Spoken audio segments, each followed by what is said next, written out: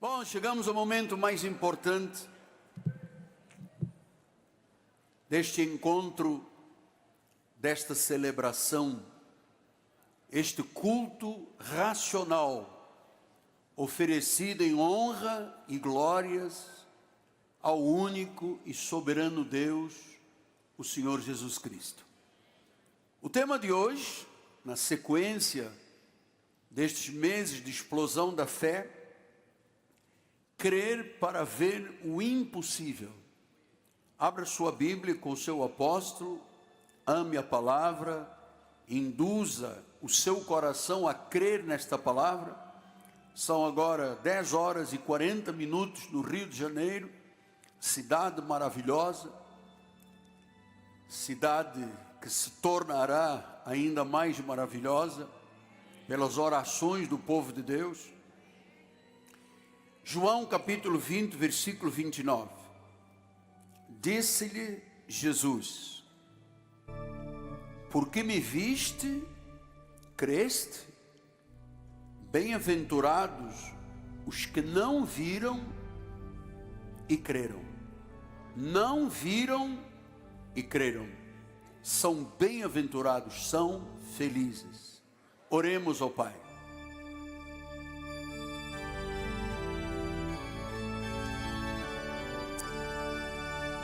Senhor Jesus Cristo, o nosso coração se aquieta,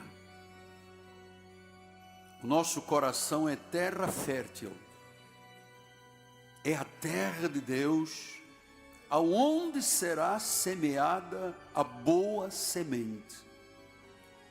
O teu povo entenderá a palavra e ela começará a germinar, dando frutos a 30, a 60 e a 100 por um da palavra. Qualquer bloqueio, qualquer limitação ou impedimento a esta sementeira sejam agora anulados. O teu povo crescerá na graça e no conhecimento de Deus. Usa as minhas cordas vocais, usa a minha mente, o meu coração. Dá-me a força do pregador, a firmeza do orador e a sabedoria do cristão. Libera em mim esta sabedoria, em nome de Jesus, e o povo de Deus diga amém, amém e amém. Muito obrigado, meu bispo amado. Meus amados irmãos, minha família bendita, meus filhinhos em Cristo Jesus. Nós estamos debaixo de uma direção forte de Deus com as questões da fé. Hoje nós estaremos falando sobre crer para ver. Por quê? Porque nós não podemos ser Tomés do século 21. Porque quem disse, como é tradicional, quem disse, não, eu primeiro tenho que ver, eu tenho que colocar o dedo na ferida para depois crer, foi Tomé. Nós não podemos ser Tomés do século 21. Nós somos discípulos da fé.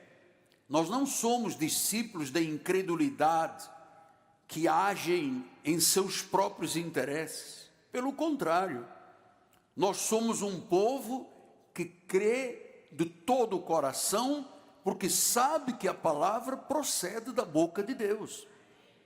Nós temos um coração contrito, nós temos um espírito humilde, nós temos coração puro, em nós não há soberba nem vaidade. Então nós confiamos em Deus, sem medo de confiar em Deus. Diga, sem medo de confiar em Deus. Então o que você vai ouvir hoje é uma palavra pura, é uma palavra cristalina, é uma palavra sem sofismas, é uma palavra sem embustes, é uma palavra que vem do coração do Pai e que poderá e fará mudanças tremendas na mente, no coração, regenerando vidas.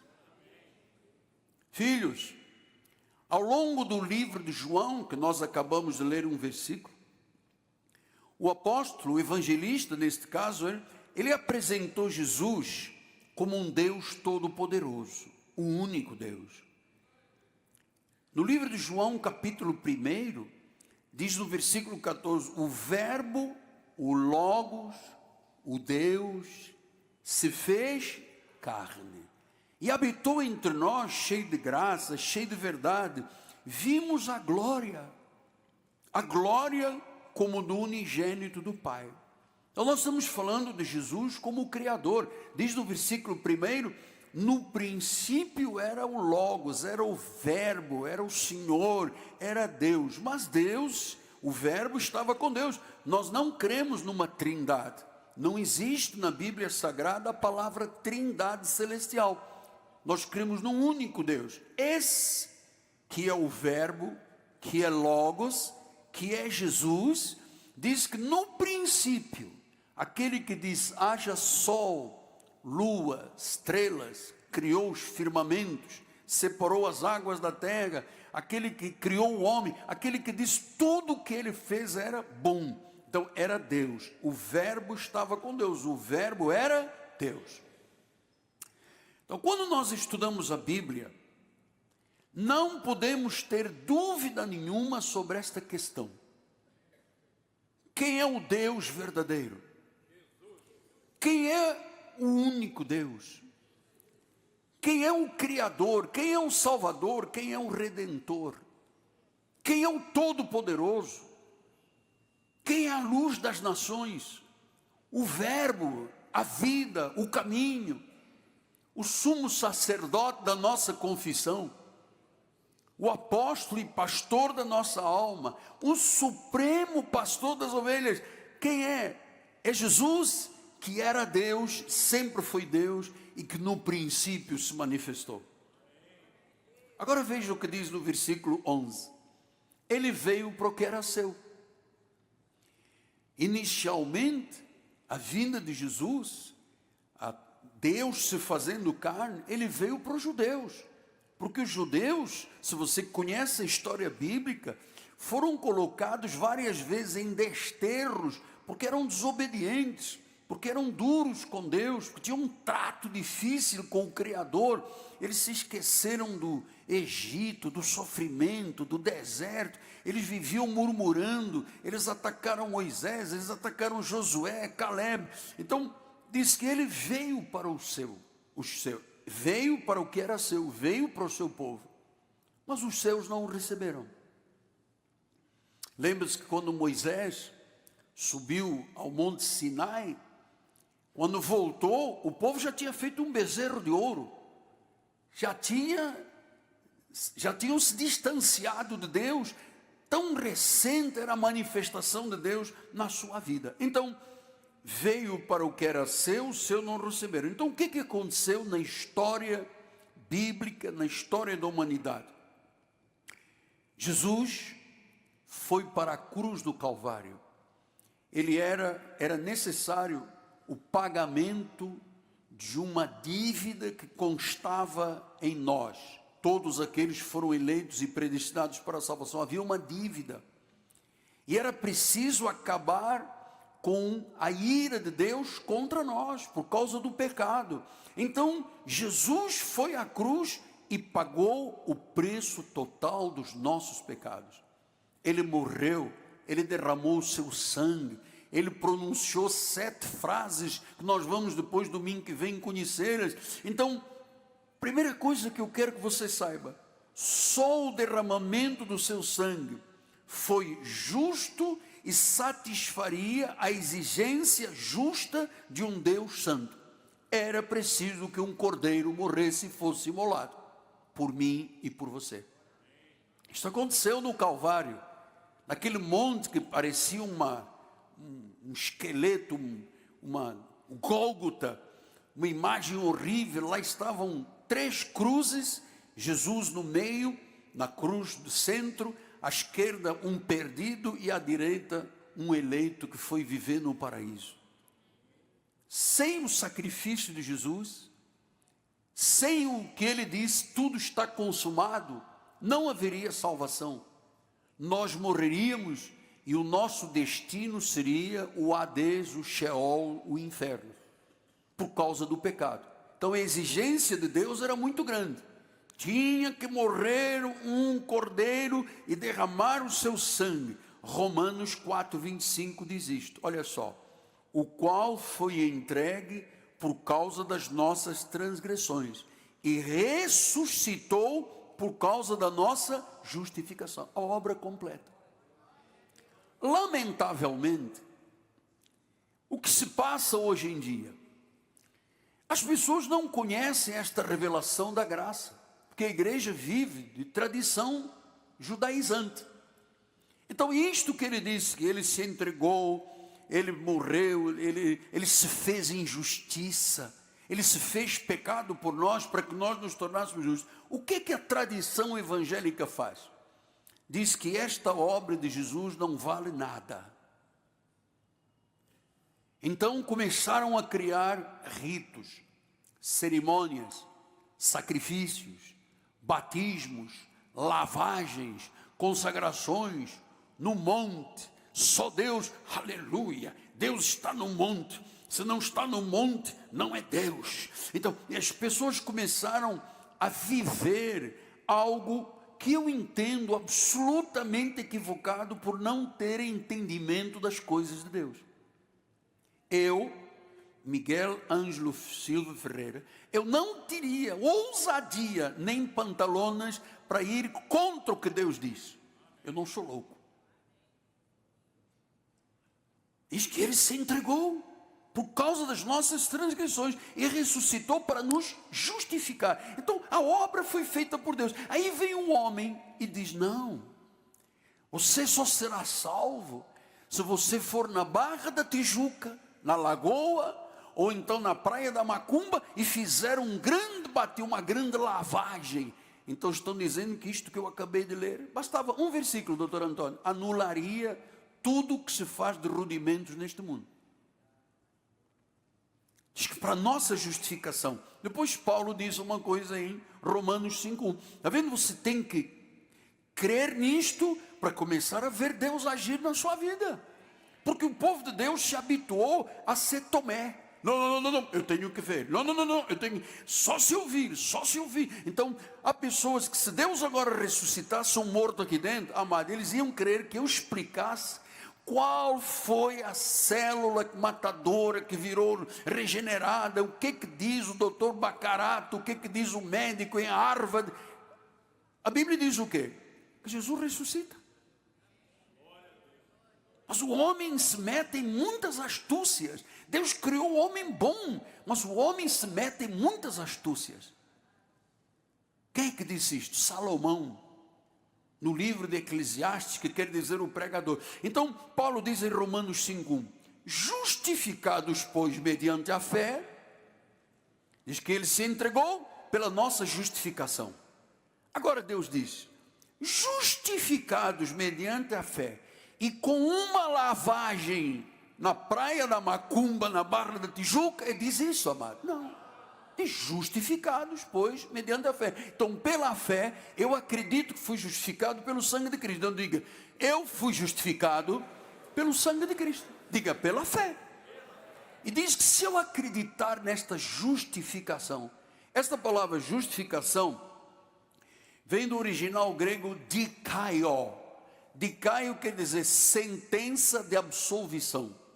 Nós chegamos aqui carregando um fardo, pecado, maus hábitos, uns fumavam, outros bebiam, beberice, orgias, pecados e tal, mas já éramos dele. Até que no dia dele, no tempo dele, na hora dele, ele disse, venha. Não, mas venha, sou eu que te chamo, é irresistível. E as pessoas chegam à igreja, trazendo aquele mundo, aquela mochila nas costas de problema, de peso, porque é minha criação, porque mamãe estava na barriga dela, papai brigava, gritava, eu sentia tudo. Hoje eu tenho depressão, angústia, medo por causa de papai, por causa de mamãe. Amado, ouça, quem está em Cristo é uma nova criatura. As coisas velhas já, compadre, passaram. tudo se faz velho. Não faz velho, sim. Depois vai na água da lagoa, lá das gigogas, e tira o pecado. Vai para o rio, não sei de que, lá em Jerusalém, Jordão, e renova. Tem pastores já foram 10 vezes passear no hotel de 5 estrelas, mas diz: vim renovar o meu batismo. Então está justificado, Edelza, ou não está justificado? Justificado, dikaio, sentença de absolvição. Justificados mediante a fé, temos finalmente Rivotril, paz. Temos o quê? Paz com Deus. Se eu não me sentir justificado, eu vou entrar no jejum, eu vou entrar na consagração, eu vou entrar no arrebatamento, na luz do anjo, eu vou, como eles fazem agora, assim, eu estou aprendendo com isso, para fazer aqui também, faz um pouquinho, apóstolo, tá bem, eu faço, aleluia, é grande o varão de Deus, então, é da Macedônia, a Bíblia é Bíblia, amado. Justificados, pois, mediante a fé, porque nós cremos para ver, nós não vemos para crer. Mediante a fé, temos paz com Deus. Diga: eu tenho paz com Deus. E quem é que gerou esta fé? Foi o batismo, sacrifício, vigília e jejum? Não, por meio de nosso Senhor Jesus Cristo. Pastor, mas não tem um complemento? O senhor não acha que o bolo é lindo, mas se levar uma cereja em cima fica melhor? Não, aqui não tem cereja do bolo, aqui tem uma obra completa. Então, quando João começa a relatar as coisas que ele viu, os testemunhos, ele relatou uma fraçãozinha da plenitude inesgotável de tudo que Jesus fez durante o seu período ministerial. Porque a história de Jesus se conhece até os 12 anos, depois dos 12 aos 30, chama-se um tempo de obscuridade, não há nada na Bíblia, e aos 30 ele chega num casamento em Canaã da Galileia, faz o primeiro milagre. Transformou água em vinho. Sarmentinho, viu, Bernardo? Meu bispo amado, sarmentinho. Então, transformou água em vinho. E aí começa o ministério. 3 anos. João diz que era inesgotável o que ele fez em 3 anos na terra. Ele gastou sua vida fazendo o bem. Ele se humilhou. Ele veio fazer a vontade do Pai. Ele operou as obras do Pai, porque ele e o Pai eram um. Nós temos que pensar nos milagres que Jesus realizou, os lugares que ele pregou, os ensinamentos, as parábolas. João chegou a dizer, nós vamos ler daqui a pouco, que o mundo inteiro não comporta o que Deus fez e faz. Então o que ele fez no reino espiritual, as orações que ele fez, as petições, amado, muito do que Jesus realizou, só compreendendo a graça de Deus, nós podemos entender que glorioso e único e soberano Deus é Jesus. Senão vai ser o Deus da barganha. Eu vou na igreja, eu pego um sal, eu pego um óleo, eu pego um negócio para passar aqui, para fazer massagem nos músculos. Então, esse Deus que fez uma obra tão grande, tão grande, tão grande, que a Bíblia diz que vimos a glória de Deus. Ele hoje é transformado numa farsa. É transformado em rituais de dança. Você vai hoje a alguns ministérios, 90% deles, você tem 1h30 de louvores, depois tem danças, tem aquelas coisas terríveis que se vê aí nas mídias sociais. Depois o pastor diz, olha, dado o adiantado da hora, vamos só ler um versículo. O Senhor é o meu pastor e nada me faltará. Ele me faz repousar em pastos verdejantes, leva-me para junto das águas de descanso, refrigera minha alma, guia-me pelas veredas de justiça por amor do seu nome. Irmãos, já está muito tarde, depois o BRT passa, graça, até próximo culto. Esses são os cultos. Então a Bíblia diz que nós vamos vê-lo face a face. 1 Coríntios 13, 12, ele diz: porque agora vemos como em espelho, obscuramente, mas então veremos face a face. Por quê? Agora nós conhecemos em parte. O que Deus revelou? O que está aqui escrito. É suficiente para a nossa salvação, claro, mas nós conhecemos em parte, não conhecemos tudo. Não sabemos da história toda, de tudo o que ele fez de milagre. Então, agora eu conheço em parte. Então, eu conhecerei como também fui conhecido. Então, às vezes o crente diz assim: eu sou um gafanhoto, eu sou pó da terra. Você não foi conhecido como gafanhoto. Você tem a imagem e semelhança de Deus. Ponto. Mas a tradição gosta de humilhar um povo de Deus. Então, existem coisas mais profundas que também nunca saberemos. Em 1 Coríntios 2, 6 a 10 diz: entretanto expomos sabedoria entre os experimentados, disse Paulo, não porém a sabedoria deste século, nem dos poderosos desta época, que se reduzem a nada. Você pensa que os homens que se acham grandes neste país são alguma coisa? Nada. Todos nós vamos passar. Todos nós vamos passar. Um dia um raminho de flores em volta do rosto, as pessoas choram, os primeiros 72 horas é uma dor inconcebível, depois as pessoas vão aceitando e passa. E tudo passa rápido. Quem disse isso não é o Miguel Ângelo, quem diz isso é o Salmo 90. Tudo passa rápido e nós voamos. Você se lembra quando você tinha 18 anos? Eu me lembro, o lobo é que diz, já está lá atrás, já passou.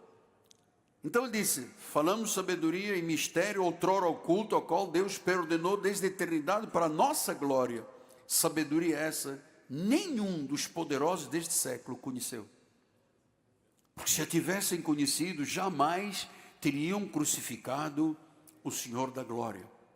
Mas como está escrito, nem olhos viram, nem ouvidos ouviram, nem jamais penetrou no coração do homem o que Deus tem preparado para aqueles que o amam. Se você ama a Deus, diga amém. Você sabe o que Deus tem preparado para você? Só se ouvir. Não, nós estamos ensinando o contrário. Creia primeiro. Creia. Diga eu creio.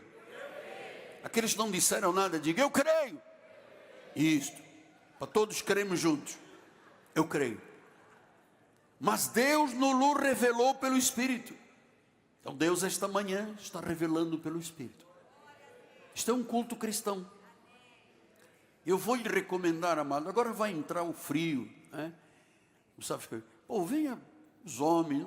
Pastor, mas agora o senhor quer botar regra na minha vida? A minha vida ninguém manda. Pô, venha bonitinho para a igreja, com um terninho, um paletózinho.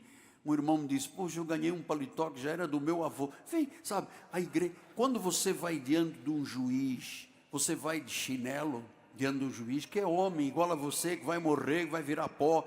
Você vai ao presidente da república de qualquer jeito. Não, para chegar à presença de sua excelência tem que botar terno. Pô, vem na igreja bonita, senhora bonita. Você sabe, toda a roupa que eu recebo, ganho ou compro, eu venho inaugurar aqui na igreja. Eu estou inaugurando um terno novo. Eu podia dizer: não, vou no shopping inaugurar o meu... Não, as minhas vitórias todas são aqui na igreja. Então venha bonito, mostra o teu Pai Celeste, o teu Deus, que você o ama, que você o adora, que você... Pastor, não quero fazer nada disso. Não faça. Não faça. Mas eu estou lhe recomendando, é bonito ver os homens de Deus caprichados. Acabou o culto, tira o paletó, dobra, põe debaixo do banco do carro. Mas vem, habitue-se a fazer disto aqui um encontro com o seu Criador. Para mim, cada culto é memorável, amado. Então, disse, Deus revelou pelo Espírito, que o Espírito a todas as coisas prescruta, até mesmo as profundezas de Deus. Até as profundezas de Deus. Então, João andou 3 anos com o Senhor e Salvador, descreveu Jesus como o Messias, o Filho de Deus, diz que quem crê nele tem a vida eterna, não morre. Mas João apenas tocou na franja da plenitude inesgotável de tudo que Jesus fez. Então, o que está aqui escrito é suficiente, mas são insuficientes os pensamentos humanos para capturar as riquezas infinitas da sua glória. Eu fico assim, não sei porque eu tenho uma postura diferente com as questões espirituais, com Deus. Amado, leve isto a sério, por favor. É uma vida que nós temos. Leve isto a sério. Induza o seu coração a crer. Seja uma pessoa de firmeza, de caráter, de firme, sabe? Para mostrar as tuas obras ao mundo, para que a glória de Deus brilhe na sua vida. Então, João apenas tocou na franja da plenitude. Então veja, agora Paulo vem e diz em Efésios 3:8: a mim, o menor de todos os santos, me foi dada esta graça de pregar aos gentios o evangelho das insondáveis,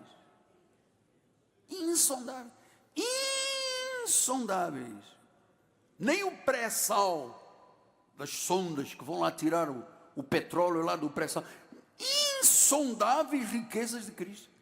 E às vezes a gente fica, mas Deus não me ama, me abandonou, ninguém gosta de mim, sabe? As insondáveis riquezas de Cristo. Versículo 9, 10 e 11, ele diz: manifestar qual seja a dispensação do mistério, desde os séculos, oculto em Deus que criou todas as coisas, para que pela igreja, senhoras e senhores, pela igreja, a igreja não é terra, não é para isso, amado. Dancinha feminina no altar, não é para isso. Pela igreja, diga pela igreja, a multiforme sabedoria se torne conhecida. Então, a função da igreja não é mimimi, bafafá, dancinha, rodando, cabelinho de um lado, cabelinho do outro. Não tem nada disso. É a multiforme, pela igreja, a multiforme sabedoria de Deus se torne conhecida dos principados e potestades dos lugares celestiais. O que as igrejas estão fazendo? Me diga se você sabe, se você vê a internet, as mídias sociais, você vai saber. Tem gente vestida igual ao Papa, de roupinha branca. O senhor já de idade, já tinha que ter juízo na cabeça. Dançando. As irmãzinhas, bate no outra, cai. O pessoal não sabe nem o que está acontecendo. Não é racional, é irracional. Então, diz, pela igreja. Então, a igreja tem uma função.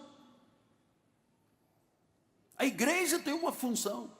Aqui não é um desfile de modas. Aqui não é um desfile de soberba. É pela igreja a multiforme sabedoria de Deus se torna conhecida. Então, a igreja tem que fazer a sabedoria de Deus, a multiforme sabedoria, se tornar conhecida. Venha na minha igreja, porque nós temos um sal do Himalaia. Meu irmão, botou aqui debaixo da língua, a pressão sobe imediatamente, o teu marido vem correndo, te ama, beija, abraça, só com o sal. Não, mas se puser um óleozinho misturado com o sangue de Cristo, e as pessoas vão, acreditam, se submetem, são humilhadas, são escravizadas. Esta semana passada estava vendo uma notícia no UOL, e estava dizendo que o dono de um restaurante foi a um culto desses, e alguém lhe prometeu que ele ganharia mais do que o Elon Musk da Tesla. Então ele disse, dê tudo. E ele entregou o restaurante dele, batalhou a vida toda, entregou um restaurante com documento e passou, e depois foi comer o quê? Coquinho. Porque não teve nada de retorno. Coco. O Sands Club tem um coco maravilhoso. Esse aí foi comer coquinho. Então, a igreja tem uma obrigação. Quando Deus criou a igreja, a única instituição que Ele criou nesta terra foi a igreja. Ele disse, eu edificarei a minha igreja e as portas do inferno não prevalecerão. E a minha igreja tem a obrigação de mostrar a minha sabedoria para que se torne conhecido todos os principados, todos os poderes da terra têm que conhecer pela igreja. Quando estamos falando de igreja, não estamos falando de templo. Estamos falando de gente, dos remidos. Então, através da tua vida e da minha vida, Jesus tem que ser conhecido. Quer dizer que você tem que dar testemunho. Tem que dar testemunho. A multiforme sabedoria de Deus pela igreja tem que ser conhecida. Pastor, mas qual igreja? Aquela fúnebre, pintada de preto? Não, igreja não pode ser pintada de preto. Deus não pode ter falado aos líderes para pintar as igrejas de preto fúnebre, porque a igreja tem vida, tem vivacidade, a igreja tem uma alegria, a igreja é o Espírito Santo. Então não é no lugar pintado de preto que Deus diz: eu sou fantasma. Pintada de preto, porque o Espírito Santo falou, uma obra fúnebre. A sabedoria pela igreja, a sabedoria conhecida, os mistérios, a revelação da graça, o pacto de melhores e superiores promessas. Depois diz no versículo 11, segundo o eterno propósito que estabeleceu em Cristo Jesus nosso Senhor. Então, o eterno propósito de Deus nesta terra é através da igreja, e a igreja faça conhecida a graça de Deus. Por isso nós estamos na rádio, na televisão, nas mídias, no satélite, rede internacional. Gastamos, investimos um dinheiro grande nisto aqui. Por quê? Porque esta é a nossa função. É a tua função. Quando Deus coloca alguém nos teus caminhos, não é para você virar camaleão. Não, se a pessoa é verde, eu estou verde. Se está amarelo, eu viro amarelo. Se está vermelho, eu viro vermelho. Não tenha medo, não se envergonhe do Evangelho. O teu chefe, o teu patrão, a pessoa que tem autoridade sobre a tua vida, talvez seja a pessoa que mais precisa ouvir de Jesus. Não tenha vergonha do Evangelho. Essa semana eu sou acompanhado por uma médica muito importante, uma pessoa integrativa, e fizemos a consulta de revisão. Depois a médica vai vir aqui, eu vou te apresentar que ela vai vir à igreja. E às tantas ela diz: apóstolo, eu estou com um monte de problemas, e ora por mim. Ela é muito minha amiga, tinha uma pedra preta. Eu disse: o que é essa pedra preta? Não, foi uma paciente que me deu para dar sorte. Não, tira a pedra. Tirou a pedra, guardou. E eu falei de Jesus. Eu preguei a palavra. Eu anunciei. E no fim ela disse: eu confesso que Jesus Cristo é o meu Senhor. É isso que eu poderia dizer. Olha, doutor, vamos glorificar. Eu poderia dizer assim: olha, doutor, eu vim de Jerusalém e eu trouxe um óleo. A senhora passa atrás do joelho aqui, nas portas, blinda, vai ver quanto o Espírito Santo. Seria um enganador. Eu não tenho jeito para enganar as pessoas. Não sou mercantilista. Nós podíamos criar aqui uma pomba de pérola. Sabe, madrepérola? Nós tivemos um dia um pregador há muitos anos, veio aqui, vinha com uma bolsa de pombinhas de madrepérola para colocar aqui. E ele disse: eu vou vender na tua igreja. Era um estrangeiro, eu traduzi aqui: vou vender na tua igreja. Não sei quem é que se lembra, alguém é desse tempo, do Samuel Doctorian, que Deus o guarde e o maligno não toque. Então, ele veio: gente, o que é isto aqui? Desculpa, o mundo que está assistindo. Ai, meu Deus, já não dá mais para... Um lenço aqui branco. Lenço branco, quem quer um lenço branco para curar as enfermidades? Então, ele me disse no meu gabinete: eu vou vender aqui no final do culto as pombinhas, porque é o meu modo de sobrevivência. Eu disse: amado, não faça isso. Quanto é que o senhor trouxe em pombinhas de madrepérola? Lindas, por acaso eram lindas, feitas em Jerusalém. Se eu tenho $1000 aí, eu preciso de vender para pagar. Eu falei: a igreja faz uma oferta e lhe dá, mas não venda isto aqui, por favor. Vai para outro, sabe? Mas não, aqui no meu ministério, nós vivemos por fé. Eu não posso, doutor, enganar as pessoas, dizendo: esta pombinha tem um poder, que ela quando começa a bater as asas... Não faça isso com o povo de Deus. Não explora a fé das pessoas. Não explora a fé das pessoas. Romanos 11, 20 e 33 diz: profundidade da riqueza, tanto de sabedoria como do conhecimento de Deus. Profundidade de riqueza. A igreja tem que pregar, e não é um sermãozinho de 10 minutos, amado. Você tem que ter peito para aguentar 1 hora, 1h15. Amado, nós tínhamos peito na época. Um jogo só 90 minutos, depois tem prorrogação mais 30 minutos, depois tem pênalti, vai dar 2h30, todo mundo está lá, ninguém vai ao banheiro, ninguém vai fazer xixi, nada. Porque Flamengo, Vasco, todo mundo grita. Aqui começa a aproximar-se a hora meio-dia todo mundo. Lembra que eu conto, tinha um senhor, ficava lá atrás, graças a Deus, o senhor também chama pessoas boas, você sabe, não só o mal, só que ele levantava o braço. Agora, tem que ir para casa. Por que a pessoa vem à igreja? Qual é o objetivo dela vir à igreja? Se é para vir para casa, fica em casa. Então, a profundidade da riqueza, de sabedoria, de conhecimento, quão insondáveis são os seus juízos, quão inescrutáveis são os seus caminhos. Você vê a profundidade de uma mensagem bíblica, porque ela tem a ação de quê? Proclamar a sabedoria de Deus e regenerar as pessoas, transformar as pessoas. Insondáveis, inescrutáveis. Por isso João disse em 21, 25, há porém muitas outras coisas que Jesus fez. Se cada uma das quais fosse escrita, suponho que nem o mundo poderia conter os livros que se escrevessem. Se Deus escrevesse tudo, se os homens, os amanuenses escrevessem tudo o que Jesus fez, o mundo, nós temos mais de 200 livros publicados, imagina o mundo não conter. Olha a obra de Deus. Pastor, e qual foi a maior obra que Deus fez aqui? Viva a tua vida, a minha vida. Maior obra, mano. Você imaginou o que Deus fez na tua vida? Deus fez na minha vida. Diz que o mundo inteiro não poderia conter os livros. Então, isto é uma forte abordagem teológica. Isto que eu lhe ensino na igreja, os seus bispos, isso é teologia, é palavra de Deus, é sabedoria de Deus.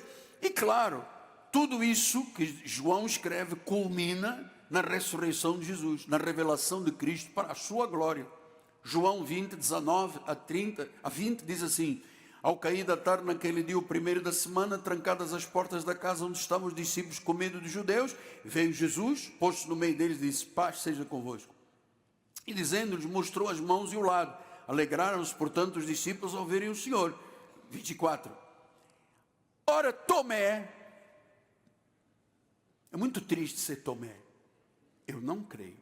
Oh, a minha fé já se foi toda, apóstolo. Tudo que restava, tudinho. Eu ainda guardava uma fezinha aqui, que era um santinho que vovó, mas a minha fé foi toda embora.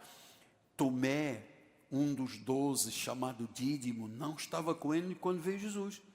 Disseram-lhe então os outros, vimos o Senhor, mas ele respondeu: se eu não vir nas suas mãos o sinal dos cravos, eu não puser o dedo e não puser a mão do seu lado, veja, são as insondáveis riquezas de Cristo, é a multiforme sabedoria, é o poder dos poderes. Ele disse: não, eu não acredito em nada, se eu não puser a mão no lado, de modo nenhum eu acreditarei.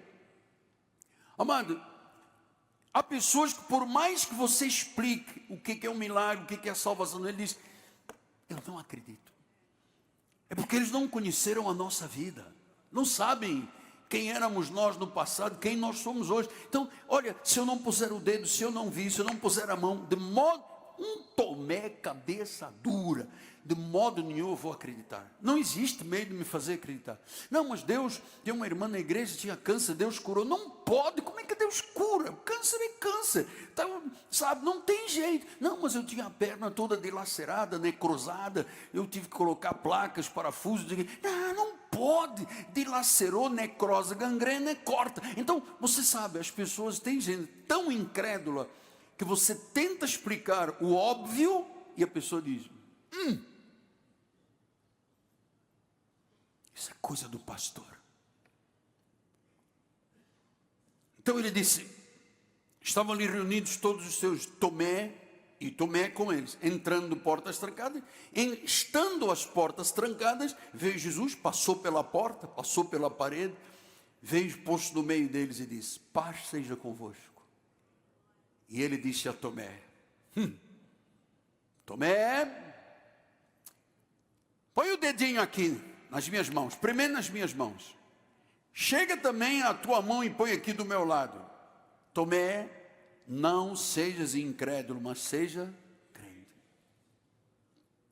Não fica triste que eu vou te falar, tá bem? Não vai embora, não rasgue o cartão do membro, não bata no portão da igreja. Amado, não seja incrédulo, não permita incredulidade. Por quê? Porque a incredulidade é a arma do diabo. Jesus não pôde fazer muitos milagres por causa da incredulidade dele. Jesus não curou muita gente naquela cidade por causa da incredulidade dele. E ele disse: errais não conhecendo as...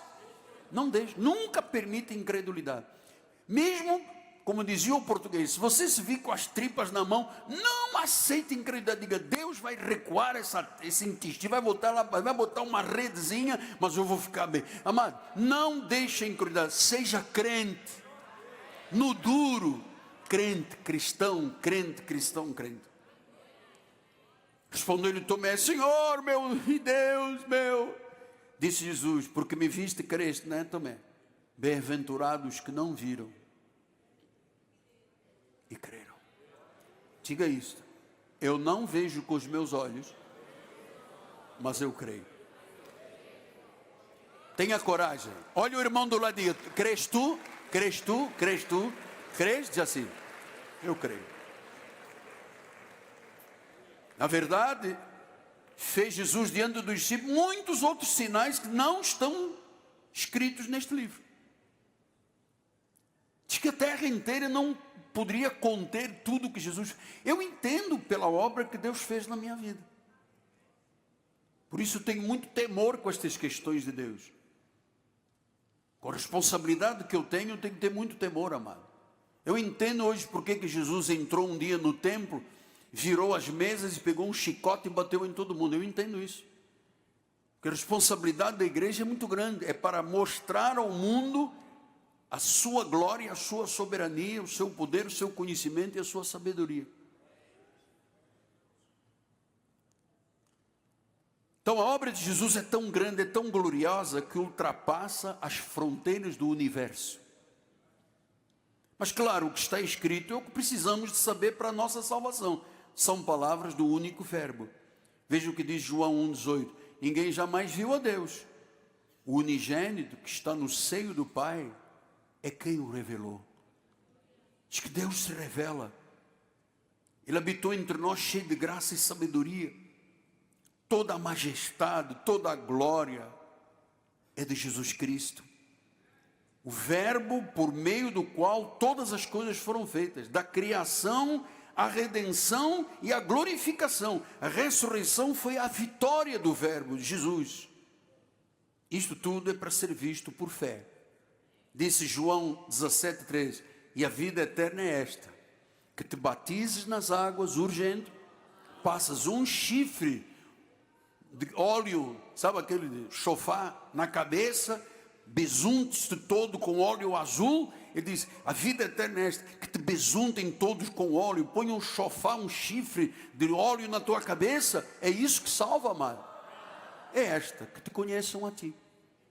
Dê graças a Deus pela igreja Cristo Vivo, amado. Ame esta igreja. Obrigado por eu ser o seu pastor, de teres um pastor cuidadoso, temente a Deus. Olha, que te conheçam a ti. A vida eterna é esta. Porque eu poderia fazer aqui danças, eu poderia fazer muita besteira aqui na igreja. Eu não tenho como ter este compromisso, amado. A vida eterna é esta, que te conheçam a ti, o único Deus verdadeiro, Jesus Cristo, a quem tu enviaste. Versículo 4: eu te glorifiquei na terra, consumando a obra que me confiaste para fazer. Versículo 5: e agora glorifica meu Pai contigo mesmo, com a glória que eu tive junto de ti, antes que houvesse mundo. Jesus já existiu, porque Ele é Deus. Antes de haver mundo, Deus sempre existiu, era Jesus Cristo. Então contemplamos a sua glória, a glória como Filho, como unigênito. O verbo estava com Deus, o verbo era Deus. O verbo com glória, glória quer dizer força, poder, majestade. Ele era o alfa, ele era o ômega, o princípio e o fim. Apocalipse 1:8 diz isso, olha só: eu sou o alfa, diz o Senhor, o ômega, diz o Senhor Deus, aquele que é, que era e que há de vir, o Todo-Poderoso. Diz o Senhor, que era, que é e há de vir. Então João 21:25 diz: há porém ainda muitas outras coisas que Jesus fez, se cada uma das quais fosse escrita, suponho nem ainda o mundo poderia conter os livros que escrevesse. Há mais sinais da parte de Deus, há mais maravilhas, há mais operações milagrosas que não foram registradas pelos outros evangelistas. O mundo inteiro não poderia conter. O que está escrito aqui é um toque na franja da plenitude de Deus. João 16:12 diz: tem ainda muito para vos dizer. Ele tinha muito para dizer. Mas vós não podeis suportar agora. Naquele tempo, Jesus dissesse assim: os que Deus predestinou, chamou, justificou e glorificou. Se ele, por dizer qual era o caminho, já levava pedrada, chamaram de Belzebu, imagine se ele falasse sobre a eleição dos filhos de Deus, um novo pacto de melhores e superiores promessas, aquilo que Deus fez e inscreveu na nossa mente, no nosso coração, fomos escolhidos desde antes da fundação. Imagina se ele dissesse isso. Diz: tem muita coisa, mas vocês não suportam, por agora não. O que ele fez? Ele levanta Paulo, chama Paulo ao terceiro céu e revela-lhe as 14 epístolas que nós hoje sabemos. Esse era o muito que antes não podiam suportar, agora nós suportamos. Esta igreja não dá leite às pessoas, dá no início, mas na realidade o alimento desta igreja é um alimento sólido, porque o leite é para criança, o alimento sólido é para o adulto. Então, amado, desde a verdade da sua encarnação, ele se fez carne, milagres, ensinamentos, obediência, sofrimento, morte, ressurreição, ascensão aos céus, sentado à destra de Deus, tudo que pertence, tudo que é necessário para saber da salvação está aqui, mas a obra é muito maior. Claro, isso não é entendido pela carne incrédula. O mundo não recebe nem suporta o que você recebeu e suporta. 1 Coríntios 2, 1-4 diz: eu, irmãos, quando fui ter convosco anunciando o testemunho de Deus, não o fiz com ostentação de linguagem ou de sabedoria. Eu decidi nada saber entre vós, senão a Jesus Cristo e a este crucificado. Foi em fraqueza, foi em temor e grande temor que eu estive entre vós. Eu posso lhe confessar, amor, eu estou aqui neste altar hoje com temor, tremor e muita fraqueza. Eu não ouso tocar na glória de Deus. Estou aqui como um ser, nem digno sou de ser chamado de apóstolo. Estou aqui, como Paulo diz, fraqueza, temor e tremor. A minha palavra e a minha pregação não consistiram em linguagem persuasiva de sabedoria, mas em demonstração de espírito e de poder. Versículo de número 5. Para que a vossa fé não se apoie em vidrinho de óleo, em sal grosso, em lavagem na barra da Tijuca, e sim a tua fé se apoie em quê? No poder de Deus. Diga: poder de Deus. Diga: a minha fé está apoiada no poder de Deus. Versículo número 6. Entretanto, expomos sabedoria entre os experimentados, não a sabedoria deste século, nem do poderoso desta época, que se reduz a nada.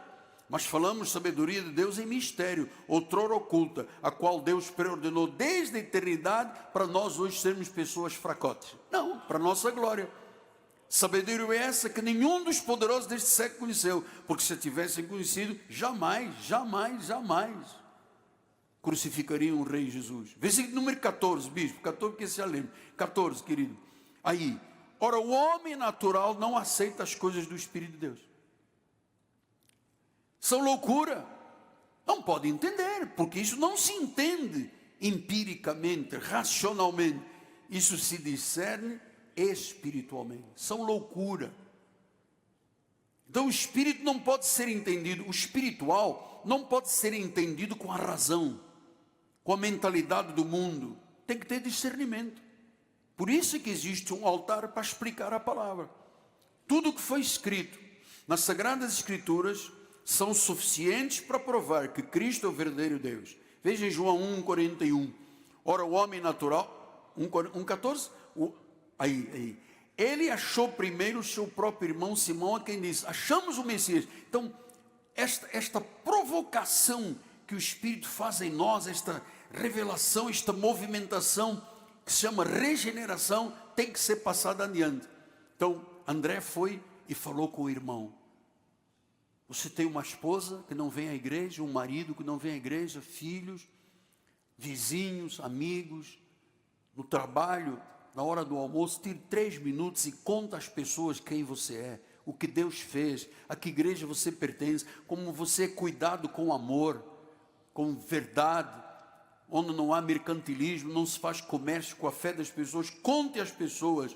Então, Diz que quando André, primeiro, ele pensou, primeiro da minha casa, vou falar com meu irmão Simão, para levar esta revelação. Então, você tem muitas pessoas amigas, te conhecem, sabem que você é uma pessoa boa, tem caráter, tem uma personalidade legal, alguma coisa ocorreu na tua vida em algum momento que te transformou tanto. Quando os amigos vêm e dizem assim, vamos sexta-feira no happy hour, tomar umas e outras, você diz, não, eu só bebo água Perrier. Não, mas pô, você não tem coragem, pô. Fuma aí um negócio, um baseadozinho, cheira um negocinho, ninguém vai saber, só entre nós. Vai saber todo mundo, amado. Tudo se sabe, não há nada que fique oculto. Pastor, e as más conversações, o que fazem? Corrompem os bons costumes. Se você chega a uma pessoa de más conversações, tudo que você aprende aqui é corrompido. Então vamos para a última passagem. Não, ainda tem João 1,3, todas as coisas foram feitas por meio dele e sem ele nada que se fez, foi feito se fez. E eu termino com Romanos 10:8 em diante. Porém que se diz, a palavra está perto de ti, na tua boca, no teu coração. Isto é a palavra da fé que o apóstolo está pregando. Agora veja, se com tua boca confessares a Jesus como o Senhor, e em teu coração creres que Deus ressuscitou dentre os mortos, tu serás. Quer dizer que a salvação exige uma confissão, exige, pública. Não é uma coisa que eu encosto aqui num cantinho e digo, coração, olha só, o homem está falando que eu tenho que confessar, não, é público. Se com a tua boca confessar Jesus como Senhor, e em teu coração creres que Deus o ressuscitou dentre os mortos, tu serás salvo. Porque com o coração se crê para a justiça e com a boca se confessa a respeito da salvação. Porquanto, diz a Escritura, diz, todo aquele que nele crê não será confundido. Porque todo aquele que invocar o nome do Senhor será salvo. Todo será salvo. Então, meu amado, basta crer e confessar. O Evangelho, o centro do Evangelho é este. Confessar, crer e confessar. Que Jesus ressuscitou, que Ele venceu a morte. Isto traz um dom à vida. A vida, o dom da eternidade. É uma confissão pública que manifesta a salvação. Eu vou lhe dizer, diz que quem crê em Jesus jamais é decepcionado ou confundido. O que confessar será salvo. Que promessa!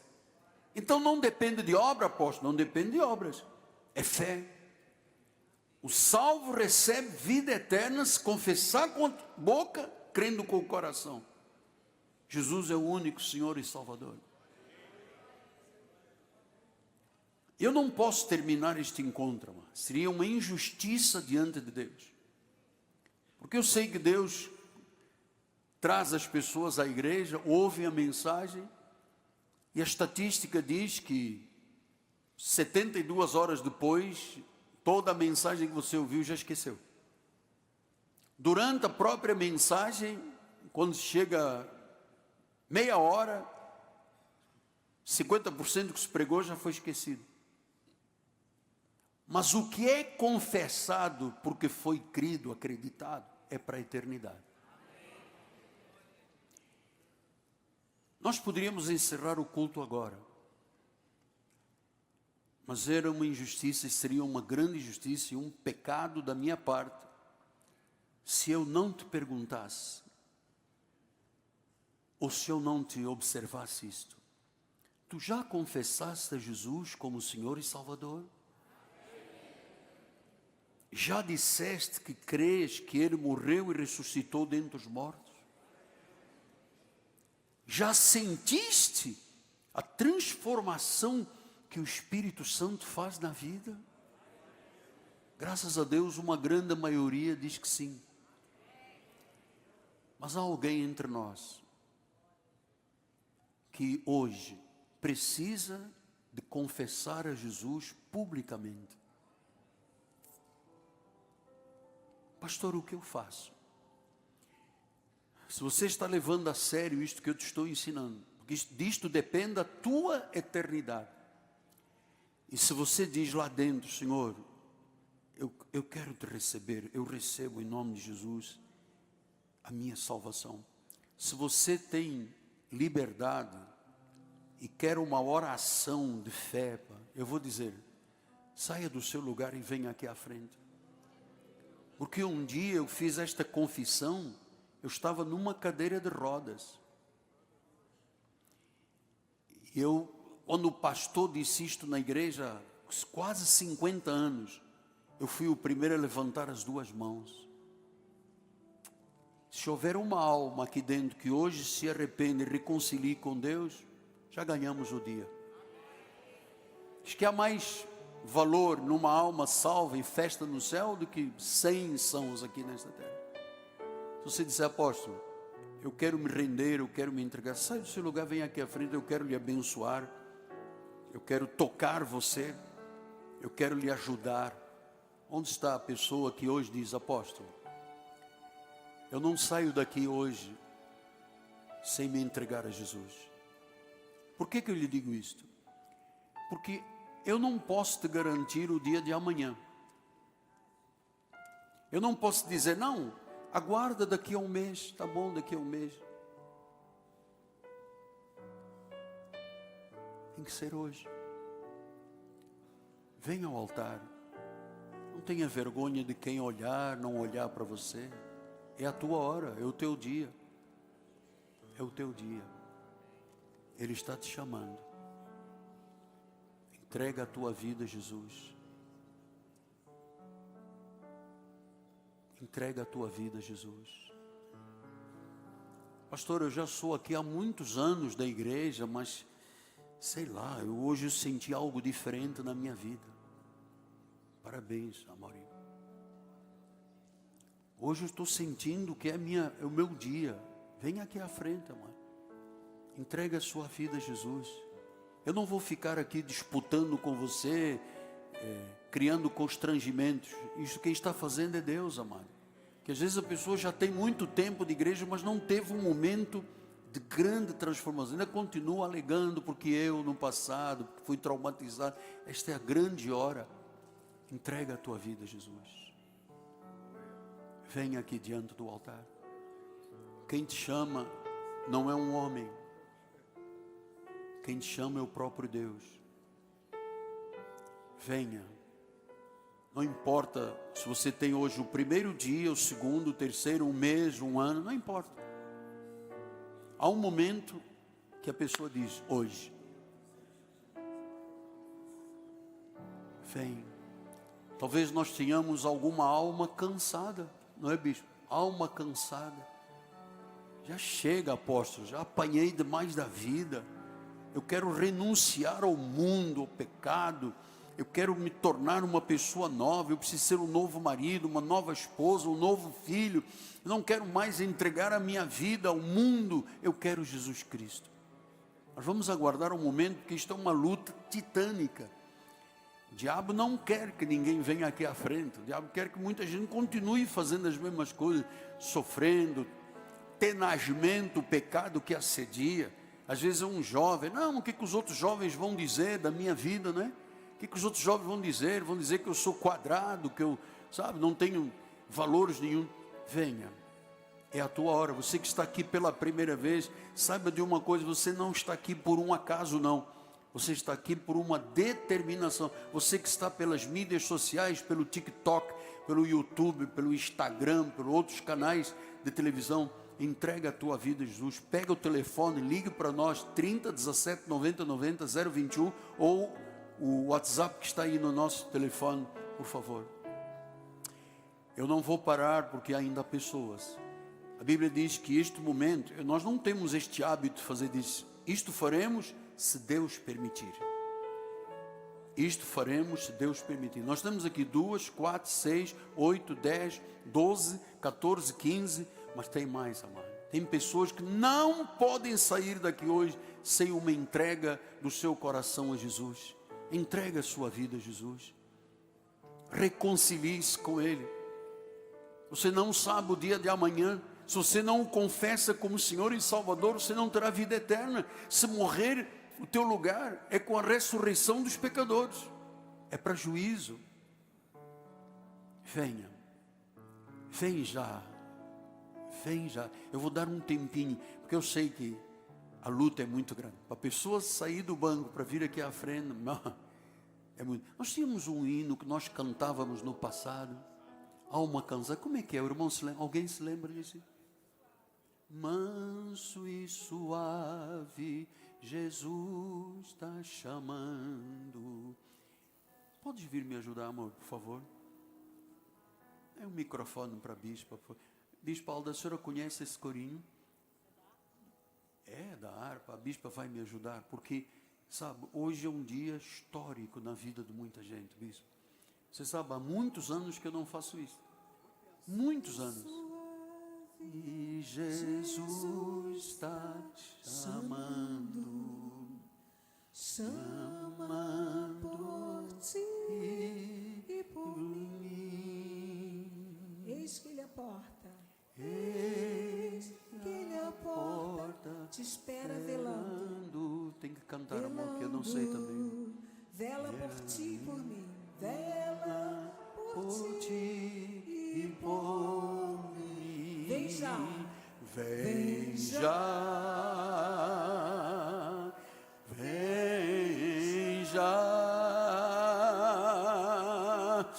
alma cansada, vem já.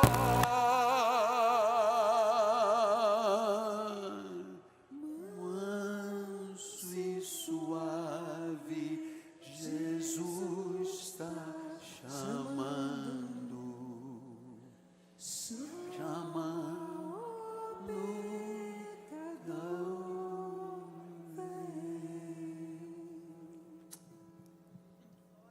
Ainda alguém no seu lugar que precisa dessa reconciliação com Deus, desse novo nascimento. Há até pessoas dizendo: a que horas ele vai terminar o culto? O culto vai terminar quando o Espírito disser: está feita a obra. Vou terminar. Mas tem gente. As jovens aqui estão amarrados ao mundo, presos, não conseguem viver. Jovens já têm prisões emocionais, prisões. É agora, entrega a tua vida a Jesus. Estamos esperando mais alguém que Deus tem neste lugar. Quem sabe você já é um ancião, uma anciã de idade. Hoje Deus preparou este dia para a tua vida, amado. Foi o dia da tua salvação. Não fique preso, não deixe que o inimigo te prenda no banco da igreja. Venha, vem já. Alma cansada, vem já. Nós vamos dar mais um minuto ou dois, porque eu não quero fazer disto uma barganha. Eu estou fazendo apenas o que o Espírito me fala. Insista, Miguel. Eu trouxe pessoas aqui que nunca me confessaram como Senhor e Salvador e que hoje o farão. Então, venha ao altar. Há uma fonte, há uma fonte. Esse hino é difícil porque a igreja não conhece. Há uma fonte. O rio. Muito complicado na minha mente. Vamos lá. Existe um rio que emana do Senhor. Há uma fonte que limpa o pecador. Ó, vinde as águas a rede saciar.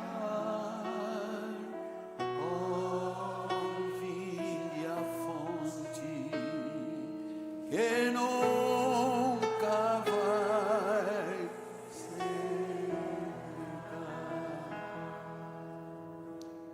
Amados irmãos, eu fiz a minha parte. É dura coisa recalcitrar contra os aguilhões. É dura coisa. Não recalcitre. É a hora.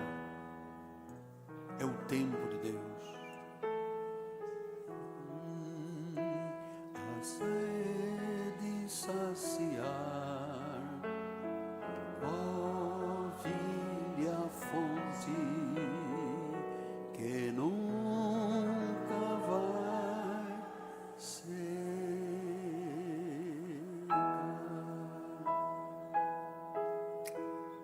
Bom, está consumado. Eu queria só terminar de dizer, algumas pessoas às vezes vivem como crentes, mas não como cristãs. Cristianismo é outra coisa. É negar-se, é tomar a cruz, é seguir. Isso chama-se cristianismo.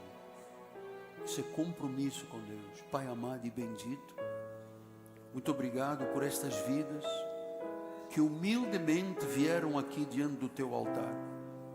Este é um chamado dos céus. Isso é um apelo do Espírito Santo.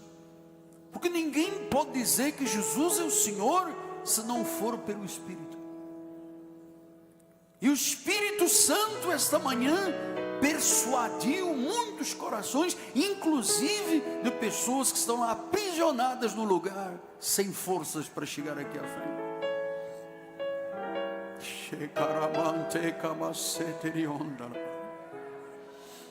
Em nome de Jesus, em nome de Jesus, sejam quebradas todas as amarras, sejam quebradas as algemas, seja livre em nome de Jesus.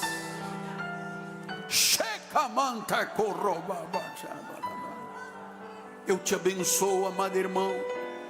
Eu te abençoo, amada irmã. Eu declaro o favor de Deus sobre a tua vida. Eu declaro a bondade de Deus sobre a tua vida.